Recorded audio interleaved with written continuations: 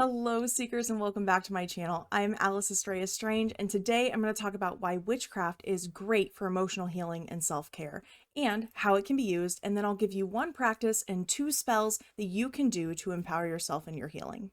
But first, if you don't know me, hi, I'm Alice. I assist people in connecting to their spirit team, ancestral wisdom, and mastering their witchcraft practice through empowered witchcraft mentorship and shadow healing. And I am very excited to share this amazing opportunity with you. I am hosting the Modern Witches Workshop, a 6-week course where you'll discover the magic of ritual tools and learn to wield their power.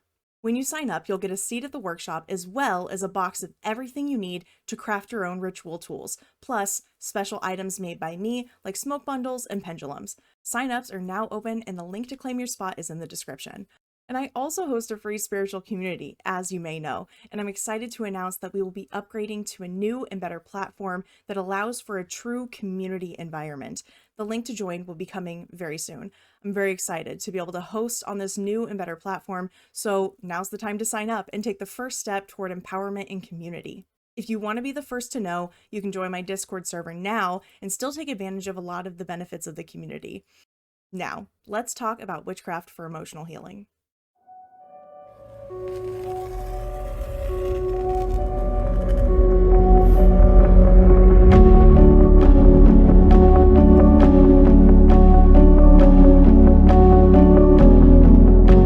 Why is witchcraft so good for healing? Well, before there were doctors, there were healers. And the healers, medicine people, shamans were using spiritual practices to bring physical and emotional healing. So in my opinion, witchcraft is inherently healing.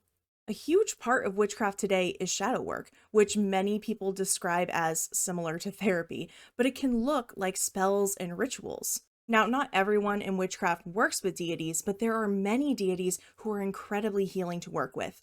I work with Hecate, and she has been so healing and has got me through my darkest times. A few other things in witchcraft that are very healing are grounding, spiritual cleansing, crystals, and working with your ancestors. Grounding began in indigenous cultures as a way of healing through the earth, and now it's recognized in modern psychology for its healing and calming benefits. Spiritual cleansing is so helpful for those of us who are sensitive to energies and empaths especially. Regularly cleansing yourself and your home is a really good way to take care of yourself. And after I cleanse my home and myself, I often feel like I can finally breathe when I didn't even know that I needed it.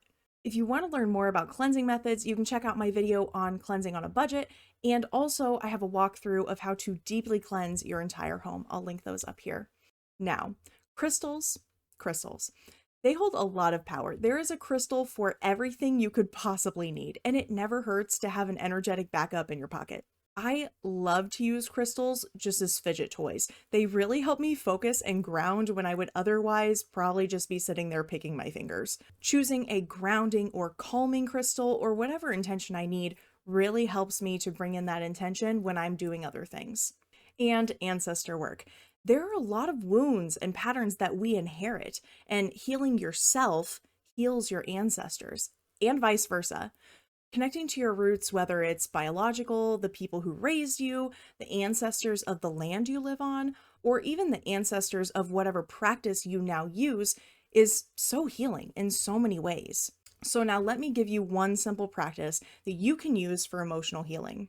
One of the earliest magical practices I did regularly was journaling and manifesting with the moon cycles. The way I like to practice is the new moon is for bringing in an intention, and the full moon is for releasing things in your life. Because after the moon grows, and after the full moon, it wanes.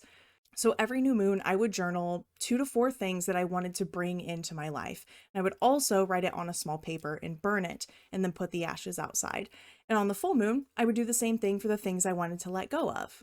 And on each moon, I would reflect on the past moons and how things had changed. And this really helped me learn a lot about myself. You can also do check-ins at the halfway point on the quarter moon and see if you've made any progress on your intentions. And aligning with the astrology of each moon and taking into consideration what sign the moon is in and what those energies are can really help you to understand your intentions and how they're manifesting and yourself even better. And on that note, knowing your birth chart, especially your moon sign, and I would say your Chiron placement, are great places to start when using astrology for emotional healing. Aligning with the moon and the seasons and the natural world in general is such a healing way to live your life. And I'll be putting out a podcast episode on Wednesday all about aligning with the energy of winter. So check that out if you'd like to learn more about that. Okay, now let's talk about the first spell that you can use to heal yourself emotionally. You may have heard of a freezer spell. This is usually done to freeze someone in their tracks and keep them from acting in some way. It's like hitting a pause and keeping them from doing something, usually harming someone. But you can freeze anything you want, including fears, habits, and thought patterns. So you would do this like you would do any other spell. Start with cleansing your space, grounding, centering, and casting a circle if you want. Then you would take a piece of paper and write out your petition. So if you're trying to stop your fear of relationships, you could write, I, your name, freeze my irrational fears of relationships that are good for me. Or if you wanted to freeze something like seasonal depression, you could write, I, your name, stop my seasonal depression and all of its effects in its tracks. Then you fold the paper petition style. So if you're getting rid of something, you would fold it away from you, turn it 90 degrees counterclockwise, fold it away from you again, then one more time for a total of 3 folds. Then you want to put the paper in some water and freeze it. Now you can really use anything like a jar, a bottle, even a plastic bag, but I like to use the power of the square. So squares in magic are really great for containing and keeping things stuck. The energy doesn't flow. So if you have something like a square ice cube mold, that is perfect. They actually sell perfectly square ice cube molds pretty cheap online as well. And then you can keep it frozen as long as you like. The only issue with freezing it alone is it isn't solving your issue.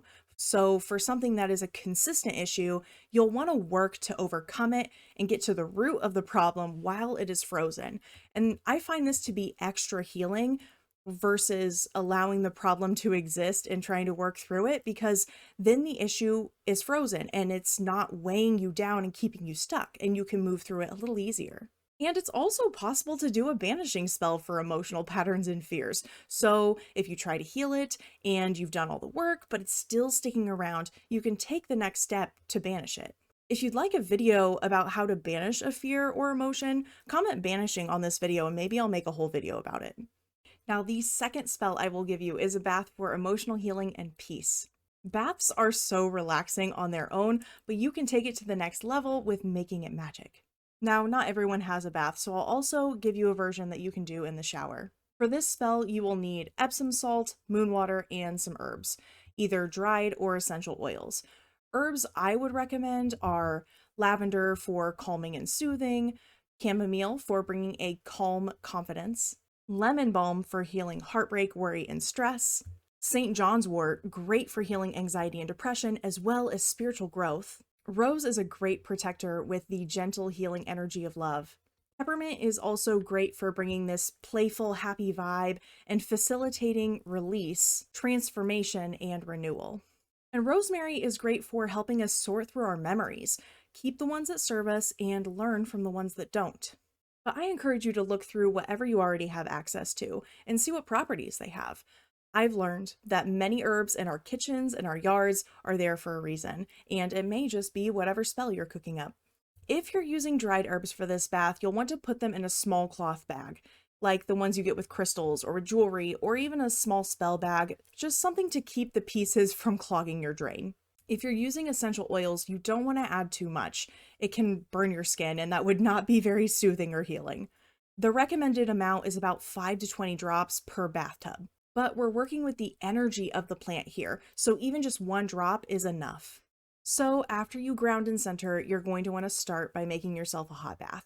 And you add 1 to 2 cups of Epsom salt, and then you also add your moon water. Whatever amount feels right, it doesn't really matter that much. And then you'll add your essential oils and drop your bag of herbs into the hot water. You can light some candles, keeping fire safety in mind, most importantly, and get into the tub. And just breathe in that smell and focus on the calming, healing energy. I find it great to meditate while in a bath and do some energy work to absorb the healing energy of the bath and to release the energy not serving you. You can also play music while you're in there, like singing bowls, frequencies, or meditation tracks. And when you're done, you can let yourself air dry to keep that magic right on your skin. Now, if you don't have a bath, something I would recommend is a salt or sugar scrub. You can make your own herbal salt scrub actually really easily with just some salt, a little bit of oil, and herbs, just like you would for the bath. I'll put a link in the description to a basic salt scrub recipe. You can personalize it to whatever intentions you desire. It has great information on types of salts you can use, how to make it, how to use the salt scrub, and everything else you need to know. If you're going to make a salt scrub, do it like you would a spell. Make it a spell. Ground and center first, cleanse, and everything else you would do for a spell. And that is just a few ways witchcraft can be used to heal your heart and mind. If you have any questions, be sure to put them in the comments. I would love to get back to you. And if you learned anything in this video, go ahead and give it a like, and you might as well subscribe while you're at it. I would love to get to know you in my Discord server, where you can join my 2 weekly groups that is open to everyone who wants to join. I really hope you enjoyed this video, and remember, you can use your magic to heal yourself.